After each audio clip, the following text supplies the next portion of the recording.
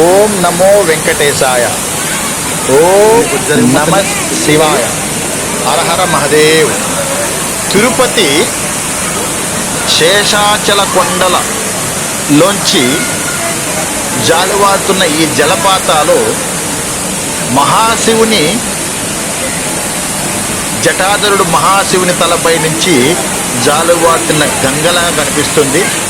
ఆ తెల్లని స్వచ్ఛమైన నురగతో వస్తున్న ఆ నీళ్లు, ఆ పవిత్ర గంగ చూస్తుంటే మనకు ఓ పాలు జాలువారుతున్నట్టు కనిపిస్తుంది. ఇక ఈ వర్షాకాలంలో ఆ శేషాచల దివ్య కొండల్లోంచి వస్తున్నటువంటి ఈ జలపాతము నేరుగా కపిల తీర్థం, దివ్యక్షేత్రం అయినటువంటి కపిల తీర్థంలోని పుష్కరంలో పడుతుంటే చూడడానికి 1000 కళ్ళు కావాలి. ఈ 2 కళ్ళు చాలడం లేదు, అంత ఆహ్లాదంగా ఉంది.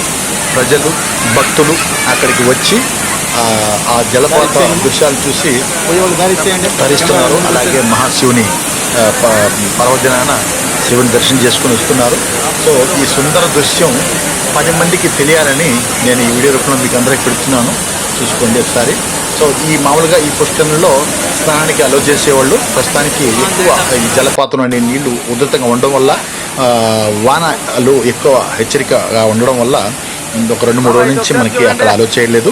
మామూలుగా అయితే ఈ జలపాతం తక్కువ ధరగా ఉన్నప్పుడు మనకి ఆ కోనేటిలో కూడా ఆ పుష్కరంలో మనకి స్నానం చేయడానికి అలో చేస్తారు. తప్పకుండా తిరుపతి వచ్చినప్పుడు చాలా మంది మీరు చూసుంటారు. ఈసారి మళ్ళీ ఎప్పుడైనా వచ్చినప్పుడు ఇలాంటి అవకాశం దొరికితే తప్పకుండా మన కపిల తీర్థ దివ్యక్షేత్రంలో ఉన్నటువంటి ఈ పుష్కరిని, ఈ జలపాతం తప్పకుండా చూడండి. సో ఈ నీళ్లు ఆ పైనుంచి స్టెప్ బై స్టెప్ వచ్చి చూస్తుంటే మా చిన్నప్పుడు గుర్తులు మళ్ళీ వస్తున్నాయి. ఇలాగే చూసేవాళ్ళం.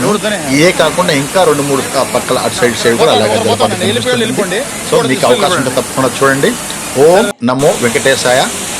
హర హర మహదేవ. శంభో శంకర్.